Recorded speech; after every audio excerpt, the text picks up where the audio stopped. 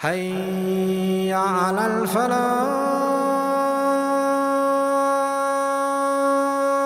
We will never win the competitions of this world. If you take a look at technology, the technological advancement has brought about a lot of goodness, but at the same time it has come up with many challenges. Some of them have resulted in people taking their own lives because they feel they were not worth it. They were not happy with their skin color. They were not happy with their belongings. They were not happy with the income of their parents or their own income or that of their spouses or what they could afford or not afford. Allah liberates you from the clutches, from the enslavement of all of that. Allah truly liberates you by saying, be excited with what we've given you. Be happy with the condition we've kept you in. Don't compare yourself with those who have more materially. Your heart will be absolutely content if you are satisfied with what Allah has given you. The type of hair you have, the skin you have, the type of living you have, where you are living, the conditions in which you are living. May Allah make it easy for all of us. Yes, while we are taught to reach out to the homeless and those who are struggling, those who have less than us, we are never ever taught to look up to those who have more than us materially. Not at all, but rather look at those who are doing more than us in their relationship with Allah, and you will achieve contentment. So today I want to present to you these solutions. Firstly, develop your relationship with Allah. Increase the remembrance of Allah. Imagine Allah subhanahu wa ta'ala tells us through the blessed lips of Muhammad sallallahu alayhi wa sallam to remember Him. And He says so many words He taught to us. Subhanallahi wa bihamdihi, subhanallahi al-azim. What about those words? Declaring the praise of Allah morning and evening. Nobody has ever been let down when they've remembered Allah every morning and evening. When they read whatever they're supposed to recite from the revelation in praise of Allah, they've developed their relationship with Allah. You open your eyes, you remember Allah. You get up from your bedding, you remember Allah. Subhanallah, you relieve yourself, you thank Allah for giving you good health. You eat your food, you remember Allah, praise Him, thank Him, say His name. You get up, you're breathing, you're okay, your health is fine. You look into the mirror, you remember Allah, subhanallah. Do you really think you're going to be sad when you know Allah loves you, He's given you so much? May Allah take away our sadness. Brothers and sisters, I repeat, we are human beings. We will go through sadness, anxiety, and so much more in terms of difficulty, hardship. The days will not be the same. We are just human beings. But what we are talking about is ways of remedying it. And I've given you probably one of the biggest solutions for a believer. So you praise Allah when you eat, when you drink, when you go out of your house, you praise Allah. You ask Him to take care of your family and you don't worry. That doesn't mean you don't lock your doors or you don't take precautions. When we go out into an area where there is disease, there is a virus, we do know that we are prone perhaps to catching the virus, but we take every precaution. We lay our trust in Allah, we praise Him, we seek refuge in Him, and we continue with our day-to-day lives. Then we don't have to worry. If we have gotten or we have contracted the virus or a disease after we have taken all precautions, then your belief will make you realize it's a test from Allah. It will never be a punishment from Allah, and you will come out of it. You need to have that hope, firm conviction that you will definitely be cured. May Allah cure all those who are sick and ill, not only with the coronavirus but with any other sickness or illness. Ameen. You will come out of it by the will of Allah. Allah is the curer, ash-shafi. Allahumma shfi anta shafi. Oh Allah, cure, for indeed you are the owner of cure. Allah has the cure. But take the precautions. Make sure that you do what you've been told to do, and make sure you don't behave in a manner that is silly. My brothers and sisters, we ask Allah subhanahu wa ta'ala to grant us every protection, to open our doors and to make us from those who achieve comfort. My brothers and sisters, when we rely on Allah, we've said our dua, our supplications, we need not worry. Allah will take care of everything else. We've taken precautions and we've asked Allah's goodness. We praise Allah. We have a connection with Allah. But when we go against the commands of Allah, we have everything to worry about. We will be so upset. We will be sad. we will lose contentment. Something is wrong within me. I am failing in my basic duty of praying 5 times a day.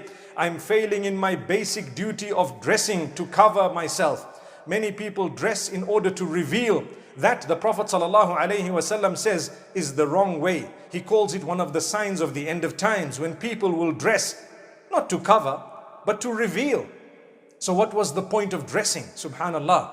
May Allah protect us. Remember, when you've covered yourself correctly in a way that you don't expose things, nobody will be able to compare you to someone else, nor will we be able to compare someone else to us, because if they were covered too, then you know what? We would be content with what we have. We would begin to realize the true value of the real person behind the face, rather than the face alone, and we don't even know the person.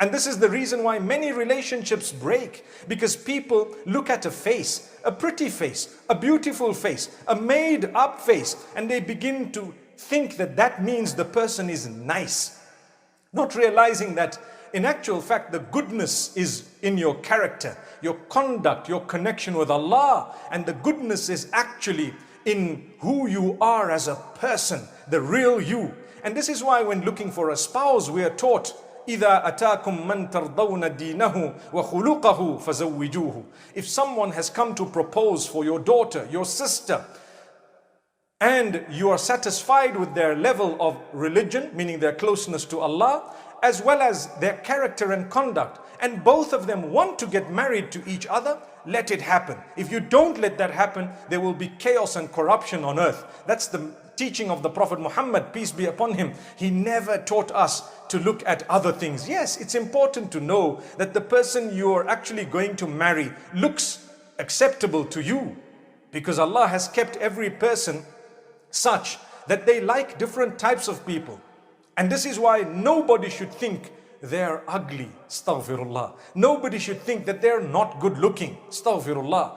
Someone, somewhere, somehow will always believe that you're very good looking. May Allah subhanahu wa ta'ala help us to accept ourselves the way we are before everybody and anybody else. So remember, the trends of the dunya are not necessarily a good thing.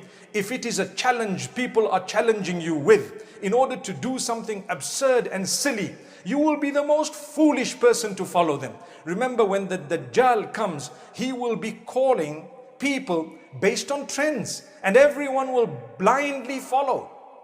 And therefore, my brothers and sisters, when it is a good challenge, a good trend, be part of it. When it is something silly, something foolish, making a real fool of myself or yourselves, don't do it. Abstain. As tempting as it may be, you will not achieve contentment. You will struggle with anxiety, because someone, somewhere, somehow will create an even more silly or a sillier trend or a challenge. And then one of two things, you either join them and become even more foolish, or you realize, I've got to stop somewhere. May Allah subhanahu wa ta'ala grant us ease. Remember, when people challenge, when people trend certain things and they challenge the world to do certain things, we don't just say, wow, this is a challenge, I'm going to do it. We need to look at the challenge first. Is it something of great morals, values? Is it something that would depict the real me? It's not just for a laugh. Some people say, you know what, I am actually going to do this just for laughs.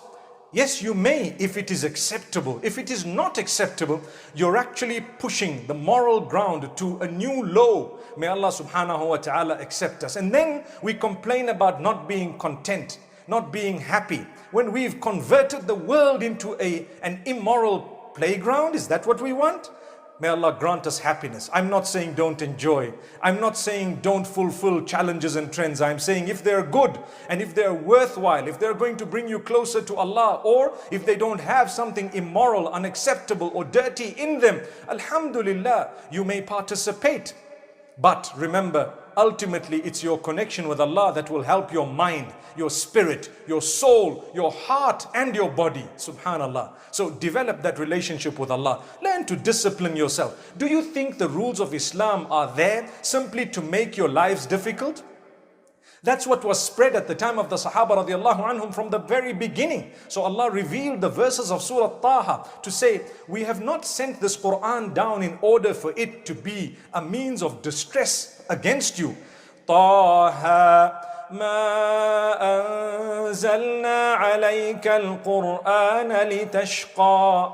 Allah says in Surah Taha, we have not sent this Quran down to you in order that it be a means of your distress. Not at all. These rules and regulations are there to protect you, to give you the feeling of appreciation, not only within you, but others will appreciate you too, to make you feel loved and comforted and good, to develop your character, your conduct, to make you reach out to people. And this is why the teachings of the Prophet ﷺ, when you have something material, don't show off, don't boast, don't brag. Do you know why? Because you will hurt the hearts of others who cannot afford it. If you're living in a poor neighborhood and you have the latest motor vehicle, there is no need to go out and show off when everyone's hearts are going to be sore because of you showing it off. But if you're a wealthy person living in a wealthy neighborhood, there is no harm to keep up with what is going on if you can afford it and it's not prohibited.